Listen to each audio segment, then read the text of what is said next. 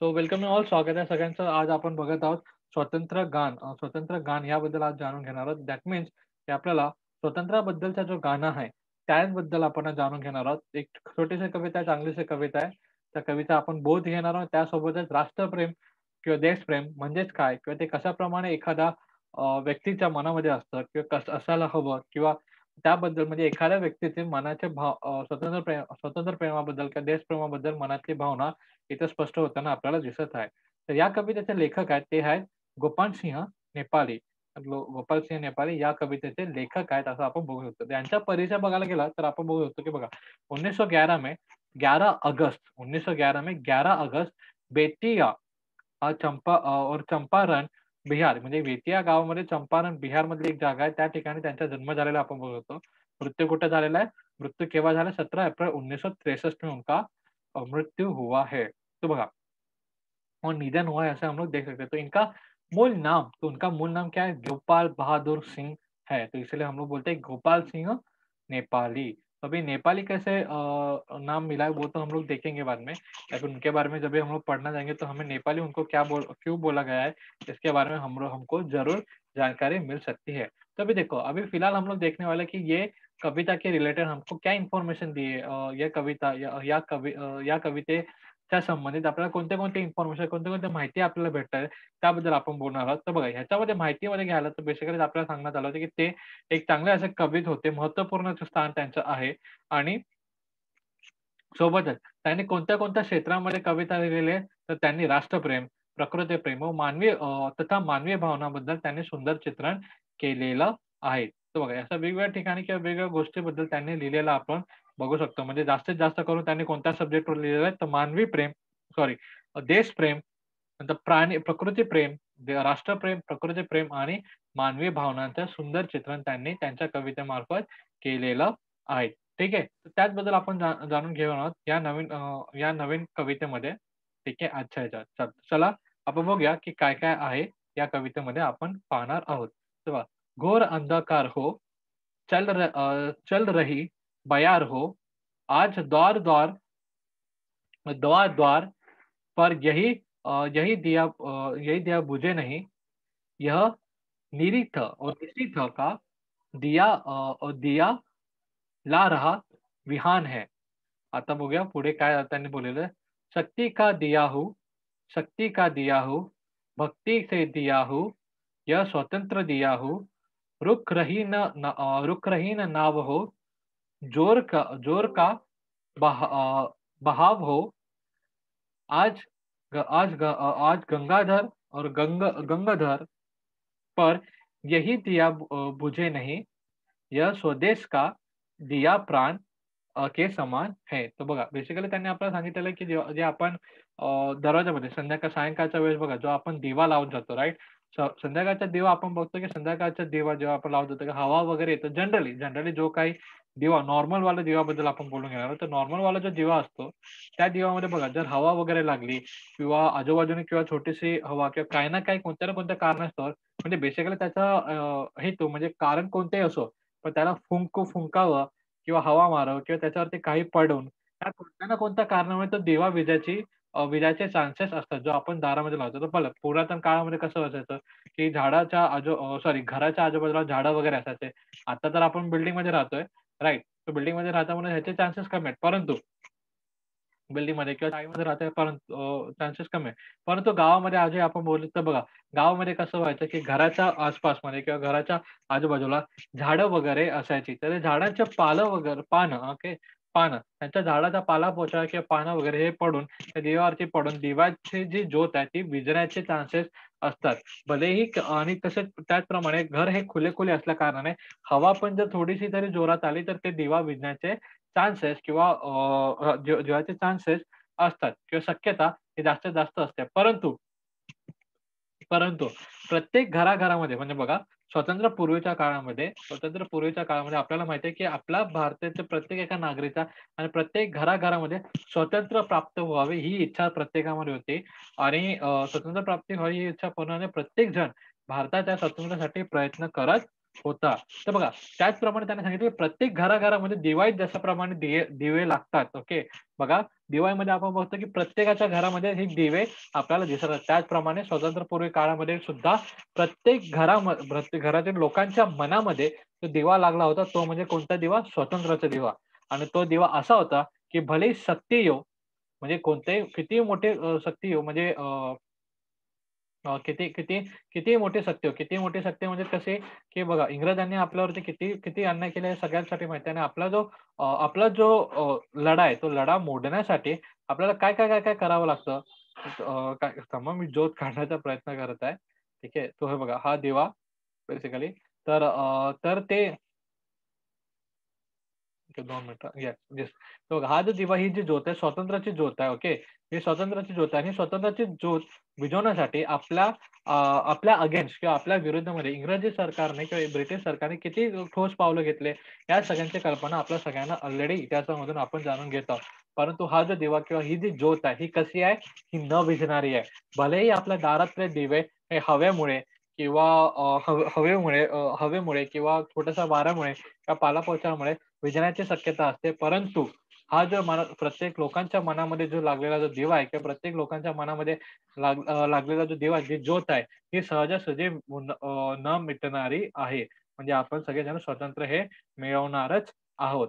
तर बघा, अशा प्रकारचे भाष्य त्यांनी केलेले आहेत. म्हणजे म्हणजे तो काळ कसा होता हे आपल्या सगळ्यांना माहिती आहे. बघा, भलेही भलेही आपण जर स्वातंत्र्याबद्दल आपण जर बघितलं, की बघा, लहान ते लहान म्हणजे लहान एकदम कमी वयाचं म्हणजे आपण बघत होतो, की अति कमी वयाचे भगतसिंग वगैरे हे अति कमी वयाचे जे होते, जे 22-23 वर्षामध्ये चुलीवर चढले. चुलीवर चढले म्हणजे फाशीवरती चढले. तर बघा त्यांच्या मनामध्ये ती स्वातंत्र्याची ज्योत ही केवढी प्रखर होती हे आपल्या सगळ्यांना माहिती आहे.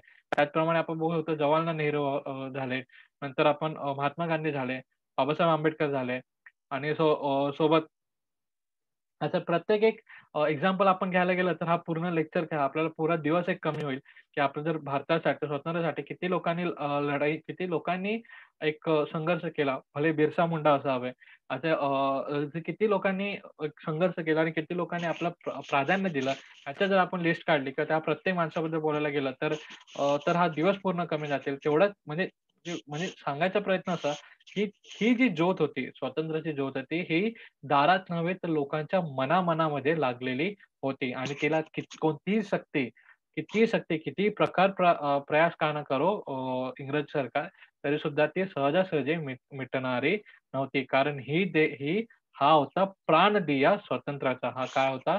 प्राणदिया स्वातंत्र्याचा किंवा स्वदेशाचा असलेला आपण बघू शकतो. आता बघूया पुढच्या लाईनमध्ये, पुढच्या ओळीमध्ये आपल्याला काय-काय सांगतात आहे.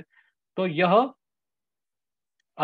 अतीत कल्पना, यह विनीत प्रार्थना, यह पुनीत भावना, यह अनंत साधना, शांति हो, अशांति हो, युद्ध सिंध क्रांति हो, तीर पर कतार पर यह दिए बुझे नहीं, देश पर समाज पर ज्योति का वितान है. तर बघा, पुन्हा एकदा आपण बघू शकतो, की ज्याप्रमाणे आपण ऑलरेडी बोललेलो आहोत, की खूप काही संघर्ष केला आपल्याला. तर बघा, ते भले ते कल्पना तर असो, अतीत कल्पना असो, म्हणजे पहिले म्हणजे हा जो काळ आता जो आपण बघत आहोत, बेसिकली हा जो काळ आहे, हा स्वातंत्र्य लढाईचा काळ आहे. ओके. त्याच्यामध्ये आपल्याला म्हणजे बरोबर.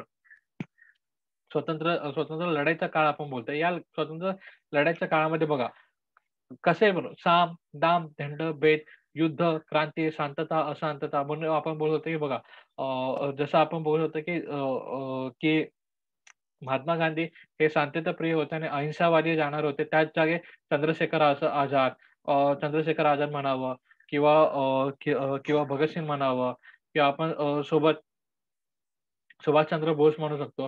हे तिघं जे होते किंवा लोकमान्य टिळक हे जे लोक होते, हे कसे होते? हिंसावादी होते. हिंसावादी म्हणजेच काय? अशांतता. हे बोलतात ना, मारून-बिरून आम्ही आमचं स्वातंत्र्य हे हिसकावून घेऊच. आम्ही आमचं स्वातंत्र्य हे मागणार नाही, तर आम्ही हे स्वातंत्र्य हिसकावून घेऊ. म्हणजे बघा, शांतता आणि अशांतता हे दोन्ही प्रकार आपल्या स्वातंत्र्यामध्ये दोन्ही प्रकार आपण बघू शकतो. म्हणजे हिंसा आपण बघू शकतो आणि अहिंसा आपण बघू शकतो. हे दोन्ही भलेही आपल्या या स्वातंत्र्यामध्ये हिंसा ही कमी झाली. ओके. भले आपल्या स्वातंत्र्यामध्ये हिंसा ही कमी झालेला आपण बघू शकतो. म्हणजे बोलण्यासाठी तात्पुरण्यासाठी बघतो की हिंसा ही कुठे ना कुठे कमी झालेली आहे. म्हणजे जर कंपॅरिझन आपण केलं अहिंसा आणि हिंसामध्ये, तर हिंसा ही त्या कंपॅरिझनमध्ये कमी झालेली आपण बघू शकतो. कारण जास्तीत जास्त लोकं आपण बघतो की गांधीजींच्या मार्गावरती चालणारे लोकं होते आणि ते अहिंसावादी होते. म्हणजे ते हिंसा करणारे नव्हते.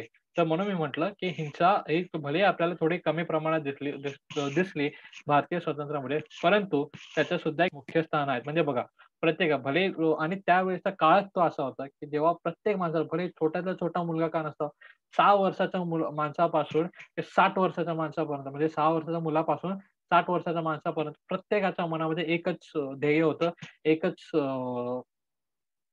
विचार होता, तो म्हणजे आपल्याला स्वातंत्र्य हवं आहे आणि त्याच्यामध्ये बघा, त्याच्यामध्ये धर्म, जात, पंथ, जात-पात, धर्म काही कोणत्याच प्रकारचा विचार, कोणत्याच प्रकारचा भेदभाव हा नव्हता. आपण फक्त आणि फक्त भारतीय आहोत आणि आपल्याला स्वातंत्र्य हवे हा एकमेव ध्येय आपल्या सगळ्यांच्या मनामध्ये होता. हे त्यांनी सांगण्याचा प्रयत्न केला, की अतीत कल्पना कल्पना यह विनीत प्रार्थना म्हणजे भले आपण प्रार्थनेमध्ये वेगवेगळे असो म्हणजे जसं आपण बघत होतो हिंदू, मुस्लिम हे सगळेजण एकत्रितपणे तर त्याचप्रमाणे काही प्रमाणात ख्रिश्चन्स लोकं पण आपल्या लढाईमध्ये होते. तर हे सगळेजण होते, हे सगळेजण एकत्र मिळून स्वातंत्र्य हा मिळवलेला होता आणि ही ज्योत आहे, ही आपण प्राप्त केलेली आहे. म्हणजे प्राप्त करण्याचा प्रयत्न करत आहोत. अशा प्रकारे आपण बघितलेलं आहे.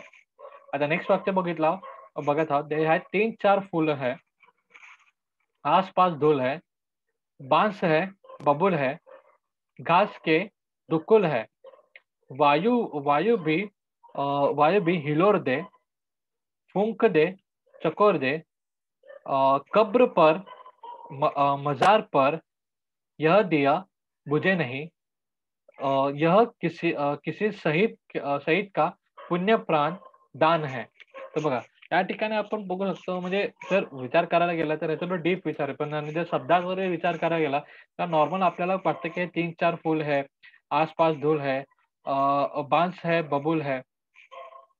तर बघा, ह्याचं जर आपण एक्झाम्पल बघायला गेलं तर बघा, एकंदर आपण जर मृत्यूच्या आपण जे बघा एखादा मनुष्य जर वारला असेल, तर एक आपल्यामध्ये एखादा मनुष्य जर वारला असेल, तर त्याच्यावर बघा त्याच्यावरती आपण हारफूल वगैरे टाकत असतो. म्हणजे फूल टाकत असतो, राइट. त्याच्यावरती आणि नंतर ते आपण ते बेसिकली ते एक सीडी बनवतो, की त्याच्यावरती आपण त्याला खांद्यावरती घेऊन 4 लोकं खांद्यावरती घेऊन आपण घेऊन जात असतो. हे बेसिकली काय असतं, ही आपली एक पद्धत आहे, की आपले रिच्युअल्स आहे जे मेलेल्या माणसाला आपण नेत असतो. अशा प्रकारचं एक रिच्युअल आहे. त्या रिच्युअलमध्ये जर आपण विचार केला, डोळ्यासमोर विचार केला, भलेही त्या माणसांवरती 4 फुलं आहेत, म्हणजे हारफूल आहेत. भलेही आजूबाजूला धूल असेल, भलेही ते बांस असेल, बबूल असेल, घास के दुकुल है, म्हणजे बघा बेसिकली त्याला आपण तिरडी असं म्हणतो.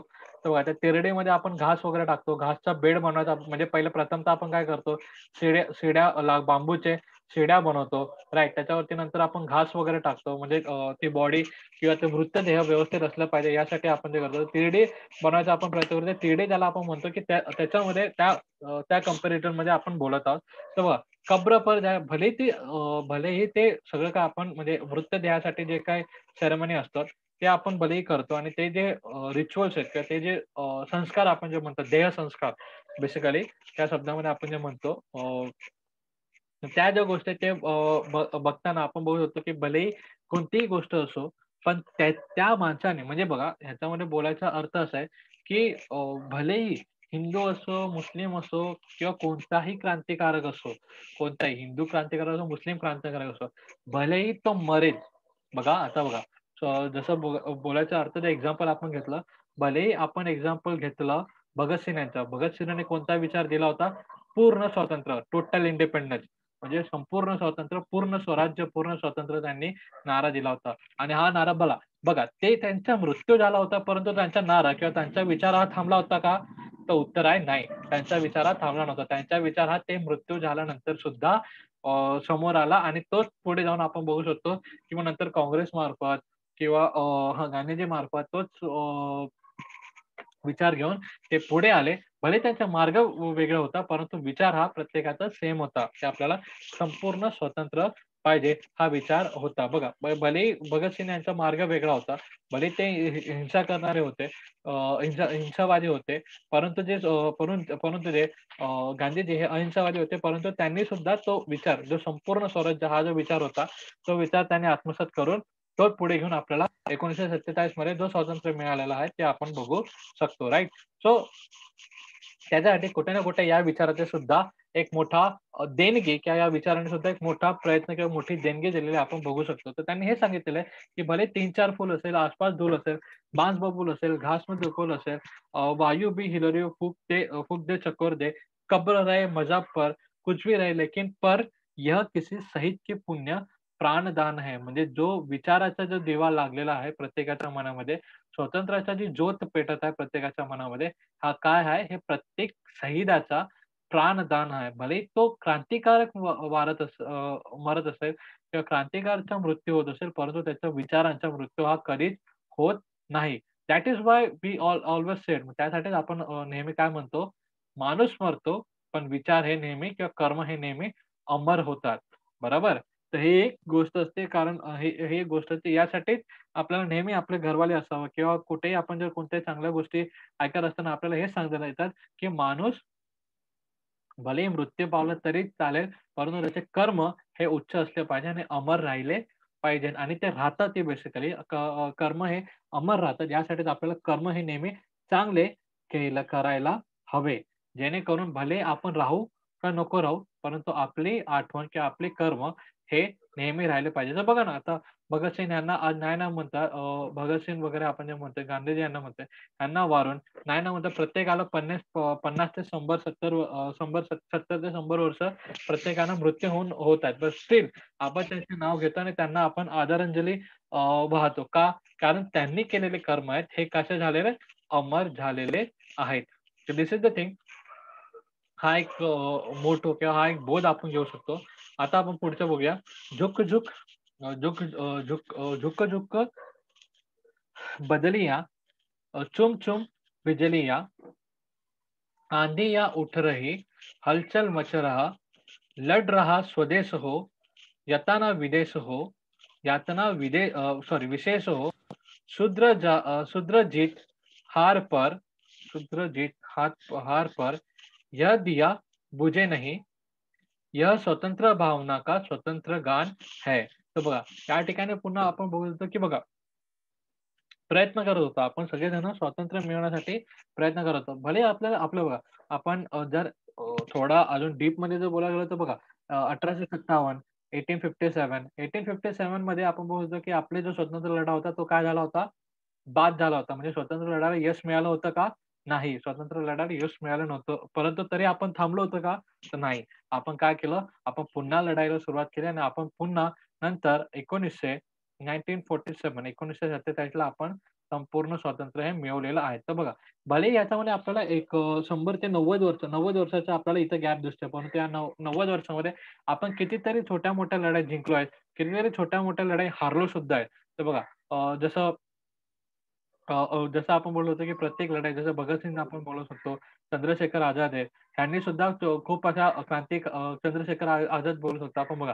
चंद्रशेखर आझाद हे हरले. कधी हरले? जेव्हा त्यांचा शेवटचा दिवस होता, की ज्यांनी तेव्हा स्वतःला गोळी मारून घेतली. तो दिवस आपण भले आपल्या भारतीय स्वातंत्र्य लढाईसाठी एक हारचा दिवस होता. परंतु त्यांनी जे आधी मिळवलेले विजय होते, हे भारतीय स्वातंत्र्य लढ्याला एक विजय प्राप्त करून देणारे तो लढा होता किंवा विजय प्राप्त करून देणारे त्यांचे ही विजय होते. म्हणजे बघा, भले ते भगतसिंग असो किंवा स्वातंत्र्यवीर सावरकर असो किंवा भलेही आपण लोकमान्य टिळकबद्दल बोलत होतो किंवा सुभाषचंद्र बोस असं बोलत होतो. त्यांनी काय केलं? ह्यांनी लढा हे देत गेले. ह्यांनी लढाई करत गेले आणि या लढाईमध्ये त्यांना कधी जीत भेटली, कधी ते जिंकले, कधी त्यांना हार भेटली. तर बघा, म्हणजे काय, की बघा आपण जे काही स्वातंत्र्य मिळवण्याचे जे आपण प्रयत्न करत होतो, त्या प्रयत्नामध्ये कधी-कधी आपल्याला मान्यता भेटली, कधी-कधी आपले जे मागण्या होत्या ते अमान्य झाले.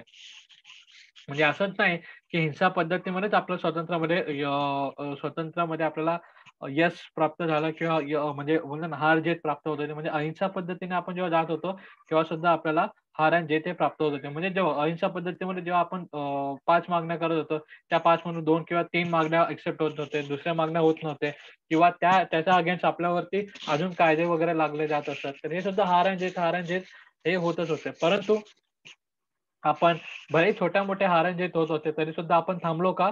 उत्तर आहे नाही. जोपर्यंत आपला जो अल्टिमेट गोल आहे, म्हणजे जोपर्यंत आपल्याला जे अचीव्ह करायचंय, जे आपल्याला पाहिजे, म्हणजे अल्टिमेट गोल आपण ज्याला म्हटलेलं, जे आपलं जे गोल आहे, जे आपलं ध्येय आहे.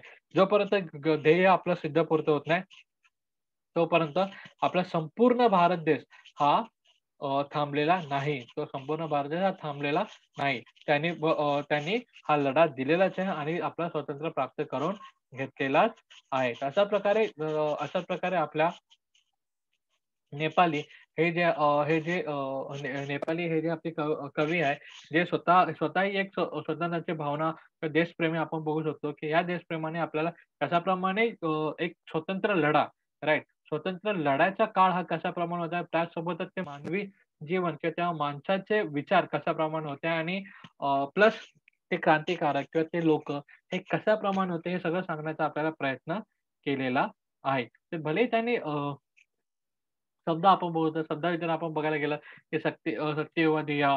नंतर आपण बघू शकतो, की अतीत पाव, शुद्ध युद्ध है, संधी है, क्रांती है. नंतर आपण 3-4 फूल. म्हणजे बेसिकली त्यांनी सांगण्याचा प्रयत्न केला असा आहे, की प्रत्येकाच्या मनामध्ये स्वतंत्र, युद्ध, देश, राष्ट्रप्रेम आहे, होतं आणि असणार आहे. राइट. आणि त्याच्यासाठी काम करणारे लोकं सुद्धा आहे, होते आणि असणार आहेत. आणि भले या क्षणी म्हणजे बघा आता आपण बघतो, की न्यूजमध्ये आपण ऐकतो, की आपले महाराष्ट्रातले म्हणावं, महाराष्ट्राचे म्हणा 3 जवान मृत्युमुखी पडले, की लढता-लढता किंवा आपल्या देशातले काही जवान आहेत ते लोकं मृत्यू तेच सोडा. आपण जास्त लांब जायची गरज आपण बघा 26/11 26/11 चा जो दिवस होता त्याच्यामध्ये आपले कितीतरी जवान, कितीतरी अ, पोलीस वर्ग यांचा आपण मृत्यू झालेला बघतोय. पण तरीसुद्धा आपण ती क्रांती किंवा ते देशप्रेम किंवा ते आपलं राष्ट्रप्रेम आपण थांबवलेलं आहे का? तर उत्तर आहे नाही. उलटं आपण अजून जोरामध्ये आणि आपण अजून जास्त प्रमाणामध्ये आपण पुन्हा लढाई द्यायचा आणि पुन्हा आपल्या देशाचे रक्षण करायचं किंवा आपल्या देशासाठी आपण झडत आहोत. तर दिस इज द थिंग हाच एक पॉइंट असतो आणि हेच एक सांगायचं होतं, की भलेही तो काळ स्वतंत्र आधीचा असो किंवा किंवा परतंत्रामध्ये जाण्याच्या आधी असो किंवा स्वतंत्र झाल्यानंतरचा काळ असो. प्रत्येकाला आपला राष्ट्र हा प्रिय होता, आपला देश हा प्रिय होता आणि प्रत्येक माणसामध्ये ती ज्योत आहे, होती आणि आहे, आपलं सॉरी हे बघा आहे, होती आणि पुढेही असणार. फक्त त्या ज्योतीला आपल्याला ओळखून आपल्यामधला तो माणूस ओळखायची देरी असते. आपल्यामध्ये सुद्धा आपल्या प्रत्येक माणसामध्ये सुद्धा एक क्रांतिकारक आहे, असा माझा विचार आहे. ठीक आहे. So this is the thing. हे एक अशा प्रकारे आपण स्वतंत्र गान किंवा स्वतंत्रता जो गीत आहे, तो आपण बघितलेला आहे. जो लिहिलेला आहे गोपाल सिंह नेपाळीने. ठीक आहे. याबद्दल कोणाला काय डाउट असेल, यू गाईज कॅन आस्क. तुम्ही विचारू शकता.